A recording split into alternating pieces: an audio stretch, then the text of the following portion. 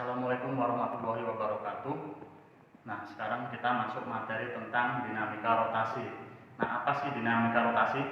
Nah, dinamika rotasi nanti saya akan ajarkan tiga. Yang pertama ada momen gaya atau torsi. Nah, momen gaya itu apa sih? Nah, sebenarnya kalau secara umum itu bisa dikatakan momen gaya itu hasil perkalian antara gaya dengan gaya. Nah, biasanya nanti dirumuskan tau sama dengan L dikali dengan F. Oke, tau sama dengan L dikali dengan F, di mana tau ini adalah torsi, satuannya itu Newton meter, L itu lengan gaya, satuannya meter, dan F adalah gaya, satuannya Newton. Nah, apa sih sebenarnya torsi atau lengan gaya itu? Nah, sebenarnya ini, kalau saya kasih contoh, ini ada spidol, kemudian ada poros, ya. Karena tadi berhubungan dengan gerak rotasi, maka berat spidol ini, kalau ini menjadi porosnya, maka dia akan bergerak, nah, berputar nanti seperti ini, ya. Nah, contohnya aja nanti seperti ini, ya. Langsung ke contoh. Nah, ini spidol tadi, ya.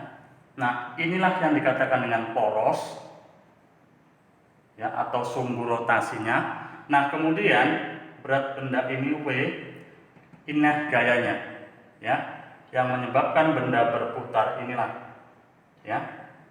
W ini gayanya, atau kita sebut biasa dengan gaya berat, ya, yang menyebabkan benda berputar. Nah, ini kita sebut dengan momen gaya. Nah, sementara di sini ada namanya L, yaitu lengan gayanya. Hasil kali antara lengan gaya dengan gaya, ya. Jadi ini harus tegak lurus. Nah, sekarang kita sepakati untuk yang positif dan sama yang negatif, ya.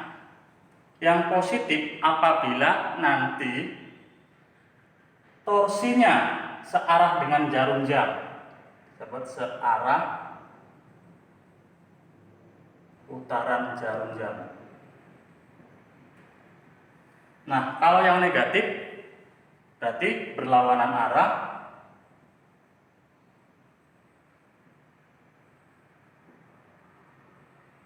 putaran jarum jam, ya. Nah, sekarang apakah ini mutlak seperti ini? Nah, jadi ini kesepakatan kita, ya. Yang searah putaran jarum jam kita beri tanda positif, nanti yang berlawanan arah jarum jam kita kasih tanda negatif. Walaupun nanti di buku-buku lain ada yang menyatakan kebalikannya, yang searah putaran jarum jam dikasih negatif, yang berlawanan kasih tanda positif, ya. Itu tidak menjadi suatu keharusan, tapi kita sepakati seperti ini. Oke. Nah, saya kasih contoh. Misalnya saya punya batang seperti ini, ya. Ini homogen, ini poros, ya, poros. Nah, kemudian ini diberi gaya. Nah, saya beri gaya ini sebesar F1 20 Newton.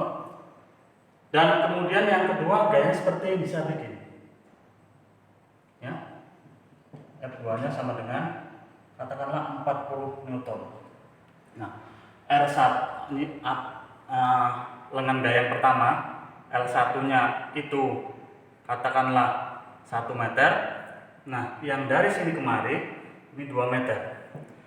Nah, pertanyaannya, berapakah momen gaya atau torsi di poros ini? Katakanlah porosnya titik A, ya. Nah, kita harus cari satu persatu. Nah, kalau kita lihat yang pertama, torsinya, kalau kita lihat ini poros, kalau kita beri gaya di sini, maka dia akan berputar searah dengan jarum jam. Berarti nanti nilai torsinya adalah positif. Langsung kita cari. Torsi 1 sama dengan L1 kali F1. Oke. Nah, berapa nilainya? Langsung kita cari. L1-nya berapa? Berarti 1, F1-nya 20. Berarti torsi yang pertama nilainya adalah 20 Nm. Ya. Nah, sekarang torsi yang kedua. Torsi yang kedua, oh ternyata ini tidak tegak lurus. Ya. Torsi yang kedua ini miring. Katakanlah ini dia membentuk sudut 37 derajat. Ya, 37 derajat. Nah, terus berapa nilai lengan gayanya? Maka kita tidak bisa membuat nanti torsi 2-nya sama dengan L2 dikali F2. Ya, tidak bisa langsung seperti ini. Ini kita harus uraikan dulu gaya. Katakanlah yang kemarin ini F2X, kemudian yang kemarin ini F2Y. Nah, kita lihat apakah F2X ketika kita dorong ke sana membuat benda ini berputar? Tentu kan tidak kan? Karena ini poros. Nah, kemudian F2Y. F2Y ketika kita sorong ke bawah ini, maka benda ini akan berputar. Berputarnya juga searah dengan jarum jam. Maka nanti pasti torsi 2-nya nilainya juga positif. Yang kita gunakan bukan F2, tetapi F2Y. F2Y nilainya berapa? Nah, kalau F2X berarti dia sudut samping dengan sudut sisi miring, sisi samping dengan sisi miring. Sisi miringnya, hubungan sisi miring dengan sisi samping, kita pakai cos atau pakai sin sih? Kalau samping berarti kita pakai cos. Nah, sekarang kalau cos, karena kita gunakan yang F2Y, maka kita memakai sin ya. Kalau kita gunakan F2X tadi pakai cos. Kalau F2Y berarti kita pakai sin.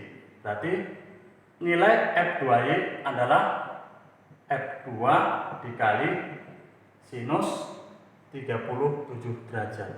Nah, berapa? Berarti F2Y-nya nilainya 40 kali sinus 37 derajat, berarti 0,6. 40 kali 0,6 berarti 24. Nah, setelah dapat ini baru kita bisa masukkan itu 2, berarti nanti nilai L2 kali F2 kali sinus 37 derajat. Ya. Berapa? Ini 2. Nah, F2-nya tadi nilainya 40, ini kali 0,6 ya. Atau langsung saja karena sini sudah dapat nilainya 24 ya.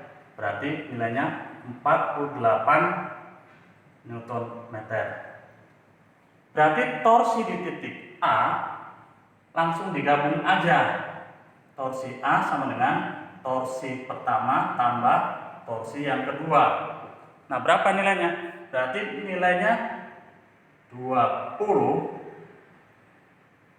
ditambah dengan 48 sama dengan 68 Newton meter. Nah, itulah torsi di titik A. Oke ya, paham semuanya? Oke, saya rasa cukup sekian. Nanti kita lanjut untuk yang berikutnya tentang momen couple. Oke, assalamualaikum warahmatullahi wabarakatuh.